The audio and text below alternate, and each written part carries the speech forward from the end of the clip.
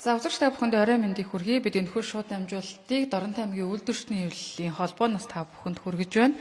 За энэ сарын 16-нд Монгол Улсын хэмжээнд багш нар хугацаагүйгээр ажил хаялтыг зарлахаар болсон. Үүнтэй холбогдуулаад бид энэхүү шууд дамжуулалтыг хүргэж байна. За 9 сарын 24-ний өдөр бол улсын хэмжээнд шаардаж байна гэсэн жагсаал болж Доронтой аймгийн багш нар энэхүү жагсаалд маш идэвхтэйгээр оролцсон байгаа. За тэгвэл 10 сарын 16-ны өдөр болох хугацаагүй ажил хаялтанд Доронтой аймгийн боловсролын салбарын ажилчид багш нар ерөн ямар идэвхтэйгээр оролцох юм болоо? Яг өнөөдрийн байдлаар танд ямар мэдгдлүүд ирээд байна? За та бүхэндээ орой мэнд хүргэе.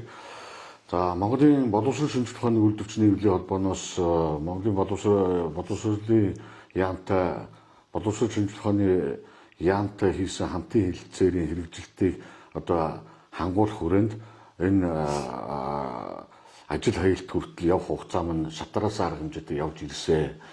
За 2025 оны 1 сараас эхлүүлээд энэ шаардлага юмнууд маань боловсрол шинжилгээ ухааны үйлдвэрчний хэвлэлийн холбоо боловсролын яамд энэ цалин хөлс нэмэгдүүлэх асуудлаар шатараатай арга хэмжээнүүдийг хэрэгжүүлээд явсан. За Монгол Улсын хөдөлмөр нийгмийн төрөлхтөлийн 3 талт хамтын хэлэлцээр гэж байдаг 23-аас 25 оны хамтын хэлэлцээрт салбар дундын хэлэлцээрээр цалин хөлс нийгмийн асуудлыг шийдвэрлэнэ гэдэг ингээд оруулсан байдаг. За энэ салбар дундын хамтын хэлэлцээрээр цалин хөлс нийгмийн асуудлыг шийдвэрлэнэ гэдэг ингээд боловсрол шинжилгээ ухааны үйлдвэрчний хэвлэлийн холбооны хамтын хэлэлцээрт боловсролын хамтын хэлэлцээрийн заалтан дээр бол 23 оны төвчнөөс бууруулахгүйгээр 24 онд хийсэн хамтын хэлэлцээр маань за ингээд цалин хөлсийг шатараатай нэмэгдүүлээд явна 30-аас доош хувиар нэмэгдүүлээд явна гэсэн ийм хамтын хэлэлцээрд тусгагдсан байна. Гэсэн хэдий ч энэ хамтын хэлэлцээр маань өдний хүртэл хэрэгжилт нь хангалтгүй явсны улмаас боловсрол шинжилгээ ухааны үйлдвэрчний хэвлэлийн холбоо энэ шатараас арга хэмжээнүүд хөдөлмөрийн тухай хуулиар Монгол Улсын хөдөлмөрийн тухай хуулиар хуулинд заагдсан энэ заалт хуулийн хүрээнд шатараас арга хэмжээнүүдийг аваад явсан. За үүний нэг том хамгийн сүүлийн авсан арга хэмжээ бол 9 сарын 24-ний өдөр улс орон даяар шаардж байна гэсэн энэ жагсаал цуглааныг зохион байгуулсан байгаа. За энэ улс орон дээр. За энд бол манай аймгийн үйлдвэрчний хэвлэлийн холбоо 1000 гаруй багш ажилтнууд нэгдэж оролцсон. Аймгийн төв дээр 400 гаруй, за сумдын төв дээр бас 500-аад хүмүүс нэгдэж багш ажилтнууд нэгдэж ингээд нэгдсэн тоо юмнууд гараад ингээд 900 гаруй 1000-аад хүмүүс энэхүү шаардж байгаа жагсаал цуглаа 50 жагсаал цуглаанд оролцсон.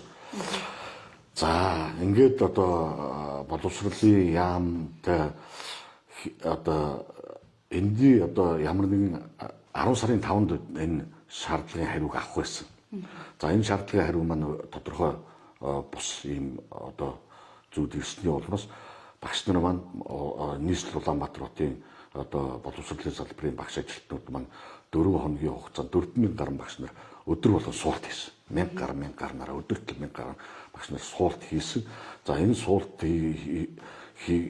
хийж байх үед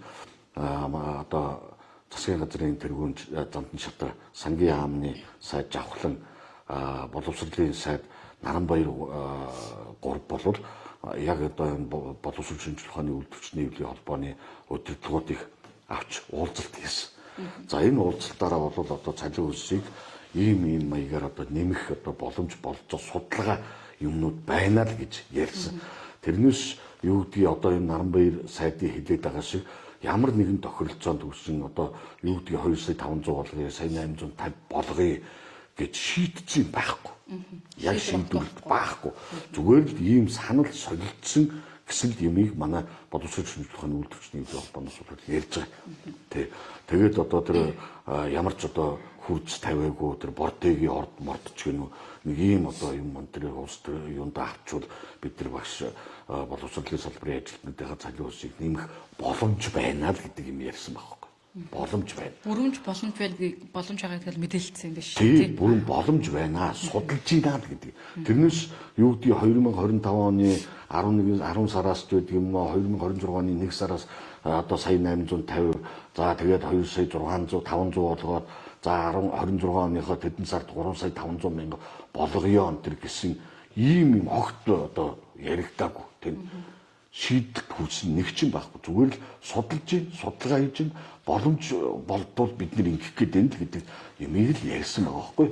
Тэгээд тэрийг одоо шийдэлт хүрсэн мэтэр хэвлэлийн хурлаар ингээд яриад байгаа нь бол өнөөдөр бас утгагүй ийм асуудал үүсэж байгаа тийм.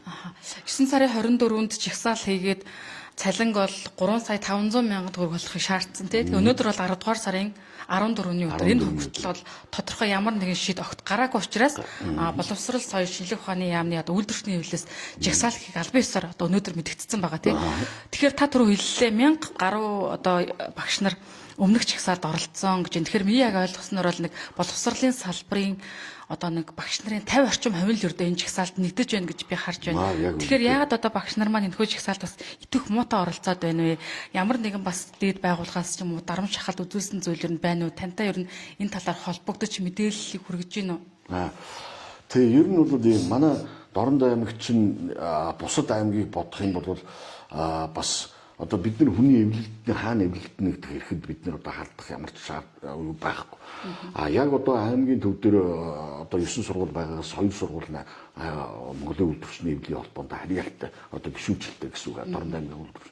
За 19 цэцэрлэгээс аймгийн төв дээр 19 цэцэрлэгээс 18 цэцэрлэг нь аймгийнхаа үйлдвэрчний эвлэлийн холбоонд гишүүнчлэлтэй.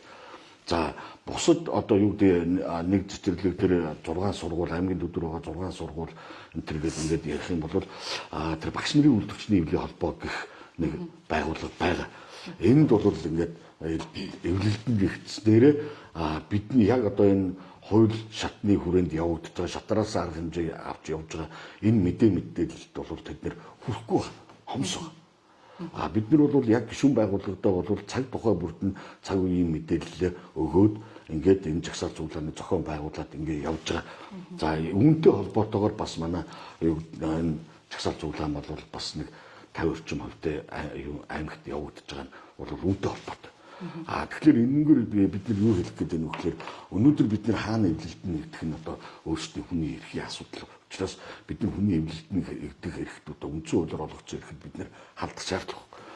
Яг ийм одоо тэмцэл ийм хөдөлгөөн барьж байгаа үед эвлэлтэн нэгдээд тийм ээ тэр хэн хаана байх нь биднэрт хамаагүй. Эвлэлтэн нэгдээд энэ төр засагт бид нар хүчтэй дуу хоолой болох хэрэгтэй байна. Тэгэхгүй хүч тарамт өнөөдөр яг хүч тарамтчаад байгаа байхгүй ингээд нэг аймаг ихтэл ингээд нэг 50 орчим хувь ингээд жагсаал цуглаан тэмцэлд ингээд хамрагдаад явна. Нөгөө 50% ингээд мэдээлэлд хүрч чадахгүй биднээс очиж байгаа мэдээллүүдийг авч чадахгүй ийм байгаа нь бол бас айгүй учир дутагдaltaй байгаад байгаа байхгүй. За дээрэс нь одоо яг ингээд Монголын боловсрол шинжлэх ухааны үйлдвэрчний эвлэлийн холбооноос 10-ны өдөр юу гогсон байна. Монгол улсын засгийн газар боловсрол шинжлэх ухааны яамд мэдээлэл ажил аяг мэдээлэл бол өгсөн. Зуучлагын энэ ч нөгөө хөтөлбөрийн тухай хуулиар ингээд нөгөө шатараас арга хэмжээтэй явдаг байхгүй. Одоо ингээд маргаа үүсгээд янз бүрийн одоо бичиг юмнууд ингээд явсараад за зуучлагчийн хэмжээнд очиж байгаа байхгүй. За тэр зуучлагчдаар очиод зуучлагчийн дүнэлт нь бол гарцсан. Боловсролын яам нь хэлцээрийнхээ биелдийг хангаж ажиллаагүй байна гэдэг дүнэлт гарцсан. Тэгэнгүүт нь одоо бид нэр арбитраар орохгүйгээр шууд энэ зуучлагчийн дараа арбитраар ордог байхгүй да. За тэр арбитраар одоо бас одоо арбитр энэ нь бол хөдөлмөрийн нийгмийн төслийн 3 талд хороон тухайн одоо Улаанбаатар гэхэд одоо Сүхбаатар дүүргийн нийслэлийн хөдөлмөрийн нийгмийн төслийн 3 талд хороогоор тэр арбитр юмнуудыг сонгож ингээд одоо тэр арбитрчийн бас дүгнэлт гардаг хоёр талаас энд орохгүйгээр яг зуучлагчийн одоо дүгнэлтээр ажил хаялт маань эхэлж байгаа. 10 сарын 10-ны өдөр ажил хаялт хаях мэдээлэл бол өгсөн хүлээгээд авцсан ийм байна. Зуучлагчийн дүгнэлтэн дээр юу боловсролын яамд гарын үсгээ зурцсан өөрөө. Тийм байна. Тэгээд одоо 16-наас одоо улс орон даяар яг одоо ажил хаялт маань эхэлж шээ. За манай аймаг болохоор яг 10 сарын 10-нд өгсөн аймагуд байна. Гэтэл энэ нэг юу манай үйлдвэрчний хорон дараа над руу явуулсан байхгүй. Энэ нэг юм дээр болонгууд зөвхөн мэдээлэл өгсөн ажил хаялтыг дэмжсэн ганцхан газар байна. Энэ Дашуулуур сумын одоо ерөнхий боловсролын сургууль гэсэн ийм мэдээлэл байхгүй. Бусд нь манай мэдээллүүдээ өгөөд байгаа. Мэдээллүүдээ. Тэр нь одоо яагаад ийм байгаад байгаа гэхээр дөнгөс одоо манай та хэд манай орж ирэхийн өмнө манай нэг цэцэрлэгийн үйлдвэрчний эвлийн хорооны дарга ярьж шít. Ингээд одоо бид нэр хурлаа хийсэн мэдээлэл өгөх гэсэн чинь ингээд одоо эрхлэгч захирлууд маань аягүй дарамтанд орсон байна. Юунаас боловсролын ерөнхий газраас одоо янз бүрийн бичгнүүд ирээд ингээд ажил хаялтыг дэмжихгүй байх ийм одоо юу одоо та бүхэнд уриалж гин энэ төр ихсэн ийм юмнууд өгсөн. Зарим бүр юуг нь мэдээллийг авчингуудаа буцаагаад өгсөн юм тэр ийм явдал. Удирдлагууд нь. Тийм. Тэгэхээр юу гэдэг одоо боловсролын ерөнхий газраас одоо боловсролын яам боловсролын сайдын зүгээс багш ажиллагчдын цалин нэмэгдүүлэх чиглэлээр шуурхай ажиллаж засгийн газар сангийн сайттай бодиттой шийдэлд хүрсэ гэдэг ингээд нөгөө эдгээр алтан бичгээр очихгүй зөвхөн мессежээр нөгөө ерөнхий газраас нь явуулаад идэв. Ийм мессеж чинь одоо алтан бичиг биш шүү дээ. Альбан доод гаргаад өгөх юм бол өөрсдөө тэд нар чинь буруутчих гэдэг байгаа байхгүй да. Тэгээ одоо засгийн газар боловсролын яамны зүгээс ажил хаяхгүй байхыг хүсэж байна. Тий. Сангийн яамтай цалин нэм шийдэл хүссэн бөгөөд асуудлыг шийдвэрлэхийн тулд тодорхой арга хэмжээ авч ажилтна гэдгээ энэхүү одоо юугаар илэрхийлж байна. Иймэрхүү юмнууд ингээд нөгөө юунуудаар яваад ирэхээр нөгөө захирал эрхлэгч нар чинь мэдээллийн зөрүүтэй зөрүүтгээс гадна бас одоо эн чинь нэг ёсондоо та нар ажил хаялтыг дэмжсэн ийм нөхцөлд эн чинь хэн нэгэн хүн дэмжих юу байхгүй шүү дээ. Бид нэр хурлаа хийлээ нийт нэг байгууллагын 75-аас доошгүй хүн хуралдаа оролцлоо. Тэрний 50-аас дээш хувь нь одоо энэ нэгдэж байна гэж гарын үсгээ зурсан нөхцөлд ажил хаялт явагдана. Энийг ажил олгогчдоо одоо өгөөд болно. Тэр ажил олгогч хүлээж авахгүй байх хэрэгтэй гэсэн тийм юм ярьж байгаа сураг дуулцсан.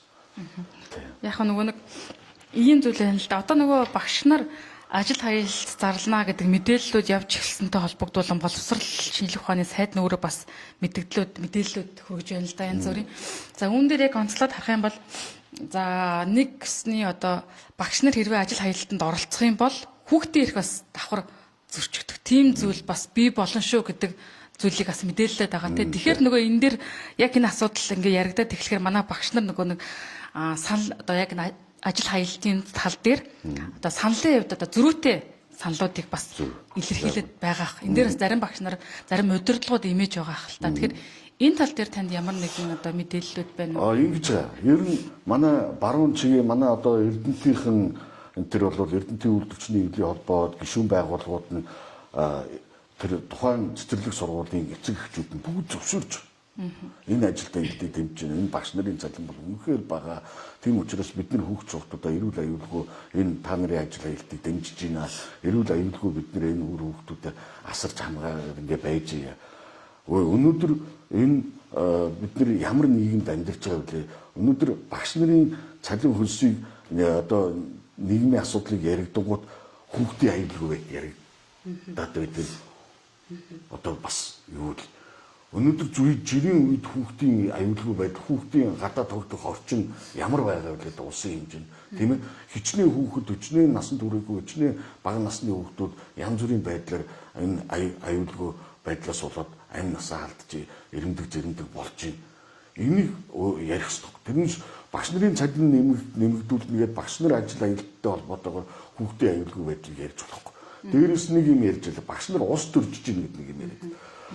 Өнөөдөр Монголын үйлдвэрчний эвлэлийн холбоо болон боловсрол шинжилгээ ухааны үйлдвэрчний эвлэлийн холбоо яг өөрсдийн одоо олон улсын хөдөлмөрийн байгууллагт тийм ээ гишүүнчлэлтэй дээрээс нь өөрсдийнхөө яг зорилгын хүрээнд ажиллаж байгаа. Хөдөлмөрчид иргэдийнхээ хөдөлмөрлөх эрх түүнтэй холбогдсон хууль ёсны ашиг сонирхлыг хамгаалж ажиллана. Ингээд ийм зорилготой байгуул. Тэрнээс тэр хэн огцорно уу тийм ээ хэн одоо тэр сандал суудал дээр байна уу байхгүй байна уу бидэнд огтхон ч хамаахгүй. Зөвхөн энэ Монгол улсад сайхан одоо амьдарч өөрсдийнхөө хөдөлмөрсөн хэмжээнд хөдөлмөрөө өндрүүлэхэд ийм л одоо шаардлагыг бид нар тавиад байгаа байхгүй.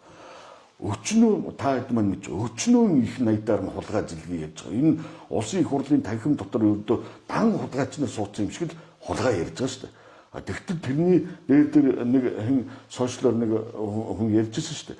Энэ багш нар 30 хэдэн мянган одоо нийлээд эмчнэртэй нийлээд ингээ 35 6 мянган хүний цалин хөлсийг 3 сая 500 төгрөхөд ийм байна гэдэг ингээд яг би зүгээр тэр сошиалын мэдээгээр ярьж байгаа шүү. Тэр энэ бол албан юу биш.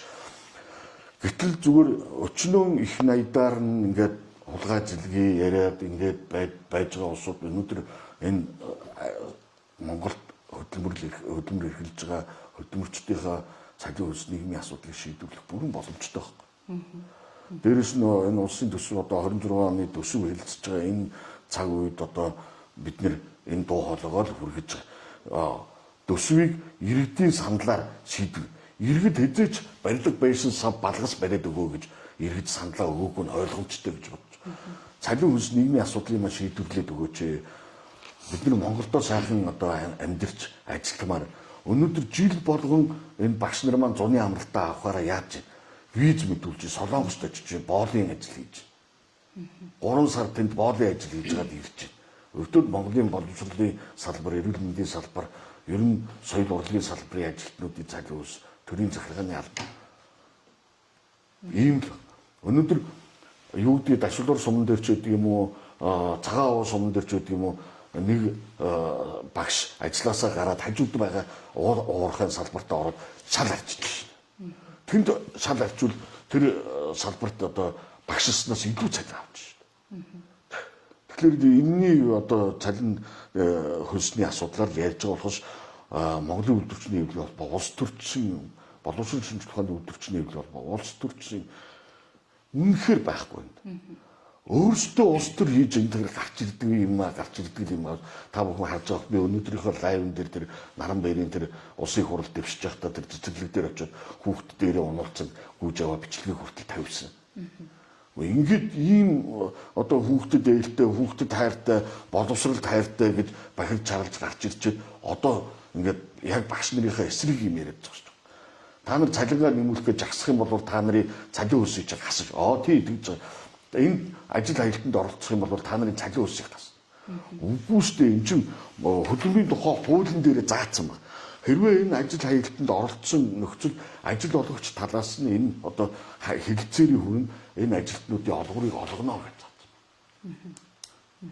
За тэгэхээр яг одоо тань тодорхой хэмжээнд судалгаа байгаа ер нь одоо багш нар маань одоо цалин гар дээр яг хэдэн төгрөг авч байна? Үндсэн цалин хэдтэй вэ? Үндсэн цалин сая 480 мянган төгрөг. Сая 480 мянган төгрөг. Нөө сая 400. Тий, яг өнөөдөр болсон багш шүү дээ.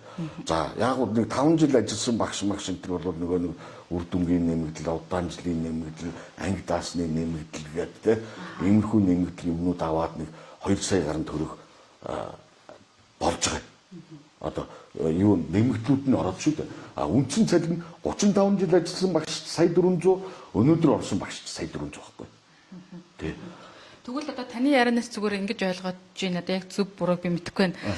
Дорнтой аймгийн боловсролын салбарын ер нь дарамтанд орсон гэж ойлгож болох уу?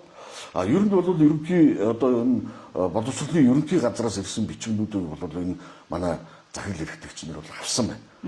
Энэ хүрээндээ бол ажил аялтыг одоо дэмжихгүй байх ийм одоо чиглэлийг өгсөн биз ерөнхий газар. Зөвхөн манай аймагт биш энэ бусад аймагуудад өгсөн байна. Гэхдээ бусад аймагуд бол энийг энэ захирал эрхлэгчнэр энийг бол үл одоо харж энэ хуулиар олгогдсон энэ үйлдвэрчлийн хэвлэлийн хуулийн хүрээнд явагдаж байгаа энэ юмыг бол тухайн аймгийн захирал эрхлэгчнэр бол холбогдох мэдээлэл юмнуудыг аваад ингээд явж байгаа гэж бид нар өөрсдөө дотоод групптэй аймгийн холбоотой дарга нар бүгд мэдээлэлээ солилцож байгаа. За танай аймаг дээр ямар юм очиж байна.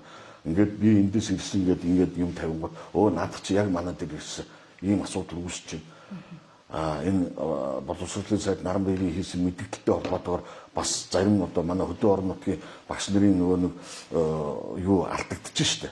Нөгөө итгэл яг одоо зөв юмд яваад байгаа юм гэдэг нь бас ингээд саарч ирж байгаа хгүй. Тэгэхээр ийм одоо өвөөгөө байж болохгүй. Өнөөдөр монголчуудыг сайхан амьдруулна, энэ цалин хөлс нийгмийн асуудлыг нэмээд өгнө гэд гарцгаас улсууд эргээд энэ үгнийхээ эсрэг юм яриад одоо ажил хаялт бол одоо юуны хэмжээнд хард толб болж үлдэнэ. Юу яриад байгаа юм бэ? Өнөөдөр энэ улсууд чинь хард толбтой дэлхийд хэмжээний цалин аваад байж байгаа шүү дээ. Тий. Тэгээд тэр цалингаа өсгөхийн тулд жигссэн улсууд хард толб болж үлдэнэ гэдэг юм яриад байж идэг нь одоо боловсролын сайд хүний хувьд одоо үнэхээр бас мэдхгүй би одоо улс төрч одоо нэг хактер боловсролтой мэддэг юм биш л дээ. Ер нь бол зүгээр харахад бол тэгж санагдаж байна надаа. Тэгээ улс төр бол улс төрөөр хийдэг юм байгаа үз. Үйлдвэрчний бол үйлдвэрчний. Дээрэс нь манай үйлдвэрчний эвлэлийн эрхийн тухай хуулинд баг. Хөдөлмөрийн тухай хуулинд байна. Үйлдвэрчний эвлэлийн одоо үйл ажиллагаанд хөндлөнгөөс оролцохыг хориглоно ажил болгогч зүгээс тухайн одоо 3 дахь чиглэлээс хөндлөнгөөс оролцохыг хориглоно гэж. Тэгээ хөндлөнгөөс оролцож байгаа нөхдөд зөндөө байна. За баярлалаа. Тэгэхээр энэхүү шууд дамжуулалтыг бид Дорнот аймгийн үйлдвэрчний эвлэлийн холбооноос сургалаа. Тэгэхээр Дорнот аймгийн үйлдвэрчний эвлэлийн холбооны дарга Баатарсах та бүхэнд одоо багш нарын ажил хаялтын талаар мэдээллийг хүргэлээ. Тэгэхээр багш нарын цалин нэмүүлэх энэхүү шаардлага одоо хурцдаж яг одоо 16-ны өдөр хугацаагүйгээр ажил хаялах одоо хэмжээнд хүрснийг одоо харуулж байна. Тэгэхээр энэ талаар мэдээллийг та бүхэнд хүргэлээ. Тэгэхээр шууд дамжуулалтанд хамт байсан үзэгчдэд баярлалаа. За баярлалаа.